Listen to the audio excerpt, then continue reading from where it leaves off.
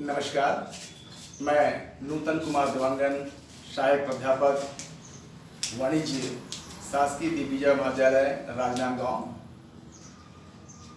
जैसे कि मैं पिछले वीडियो में आपको ख्याति की मूल्यांकन के पूरे नियम और उसकी विधियों के बारे में आपको जानकारी दिया था और शुरुआत की 2 विधियों से ख्याति का मूल्यांकन किस प्रकार से किया जाता है 2 प्रश्नों के माध्यम से मैंने आपको समझाया था।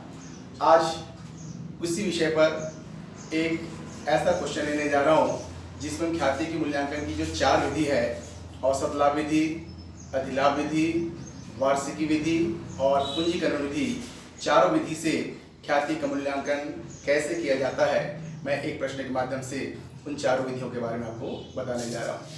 जैसे कि हमने यहाँ पे एक प्रश्न लिया है, किसी व्यवसाय में नियोजित पूंजी 3 लाख रुपए है, सामान्य लाभ की दर 10% दिया हुआ है, वार्षिकी मूल्य 1 रुपए की वार्षिकी वर्तमान मूल्य 4 वर्षों के लिए 5% लाभ ब्याज की दर पर 2.5 और पिछले 4 वर्षों का व्यवसायिक परिणाम यानी लाभ हमको दिया हुआ है। लाभ ये पहले वर्ष का लाभ 30,000, दूसरे वर्ष का लाभ 40,000, तीसरे वर्ष का लाभ 50,000 और चौथे वर्ष का लाभ 60,000 रुपये दिया हुआ है। ये प्रश्न के अनुसार हमको चारों विधि से ख्याति का मूल्य हमको निर्धारित करना है। तो सबसे पहले औसत लाभ विधि से मैं आपको ख्याति की मूल्य बता रहा हूं। औसत लाभ विधि में हम पिछले 4 वर्षों के औसत लाभ के आधार पर हम ख्याति का मूल्य ज्ञात करते हैं।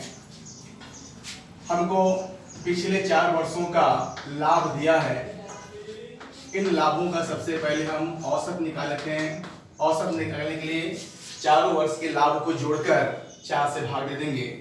तो पहले वर्ष का लाभ है 30,000, दूसरे वर्ष का लाभ है 40,000, तीसरे वर्ष का लाभ है 50,000 और चौथे वर्ष का लाभ है 60,000।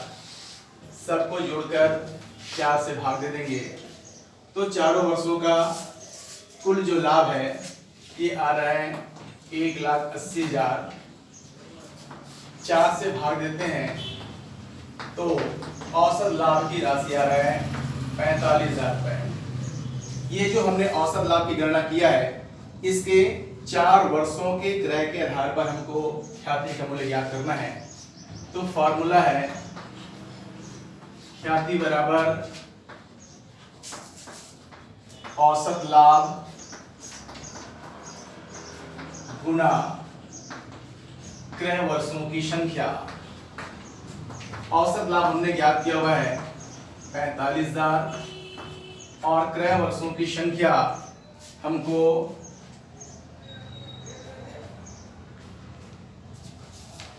4 वर्षों के आधार पर क्रय वर्षों की संख्या हमको ज्ञात करना है। तो यहाँ पे ख्याति का मूल्य औसत लाभ विधि से 1,80,000 रुपये हो जाता है। ये हो गया पहला विधि, औसत लाभ विधि। अब हम इसी प्रश्न को दूसरी विधि से, अधिलाभ विधि से निकाल लेते हैं।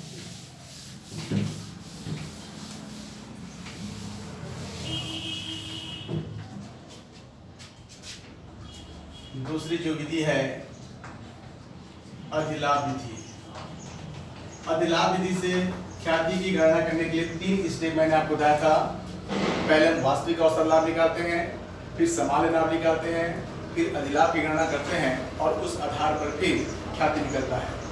तो पहला जो स्टेप है वास्तविक लाभ या वास्तविक औसत लाभ। जैसे कि पिछली विधि में हमने औसत लाभ की गणना किया था, लाभ की राशि आया था 45,000 औसत लाभ। दूसरा फिर सामान्य लाभ की गणना करते हैं, यानी इस व्यवसाय में जो पूंजी हमने लगाया है उस पर सामान्य लाभ की दर हमको दिया 10%। उस आधार पर हमको इस व्यवसाय में कितना लाभ हो सकता है नियोजित पूंजी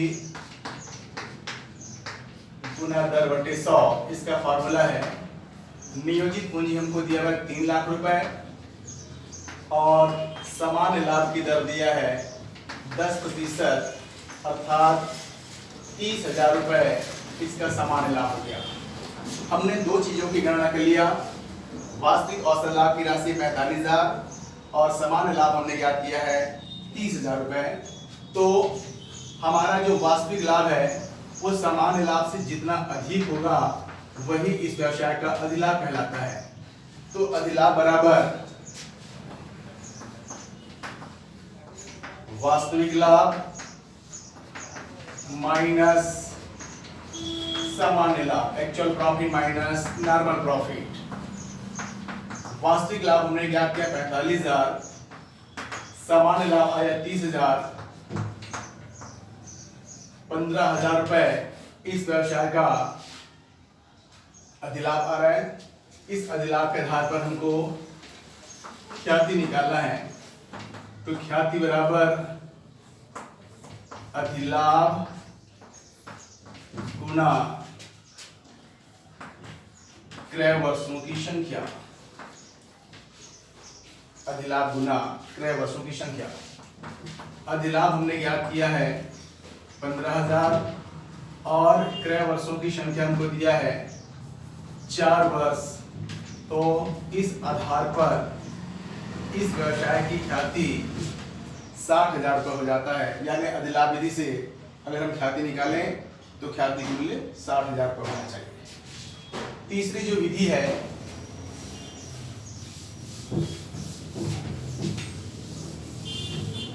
वार्षिकी विधि, ख्याति की गणना करने की तीसरी विधि जो है वार्षिकी विधि, इसमें सीधा फार्मूला है। यदि हमने अधिलाभ की गणना कर लिया है तो उसमें केवल हमको फार्मूला लगाना है। 1 रुपए का वार्षिकी वर्तमान मूल्य हमको यहाँ पे दिया है 2.5, तो सीधा सीधा फार्मूला ख्याति बराबर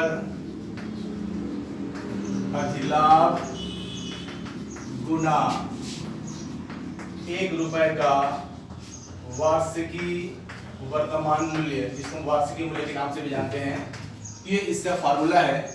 अधिलाभ जैसे कि हमने पिछली गणना में निकाला था, अधिलाभ की राशि 15,000 और वार्षिकी मूल्य हमको प्रश्न में दिया हुआ है 2.50, तो गुणा कर लेंगे तो इस आधार पर ख्याति का मूल्य 37,500 हो जाता है। चौथी और अंतिम जो विधि है वो है पूंजीकरण विधि। पूंजीकरण विधि में 2 फार्मूला है, एक है वास्तविक लाभ का पूंजीकरण और दूसरा है अधिलाभ का पूंजीकरण। यदि हमने प्रश्न में अधिलाभ ज्ञात कर लिया है तो सीधा दूसरी विधि से ख्याति बराबर, सीधा फार्मूला इसका ख्याति बराबर अधिलाभ गुना 100 बटे सामान्य लाभ की दर। अधिलाभ हमने ज्ञात किया हुआ है 15,000 गुना 100 और सामान्य लाभ की दर हमको दिया 10%। तो गणना करने से ख्याति का मूल्य 1,50,000 हो जाता है।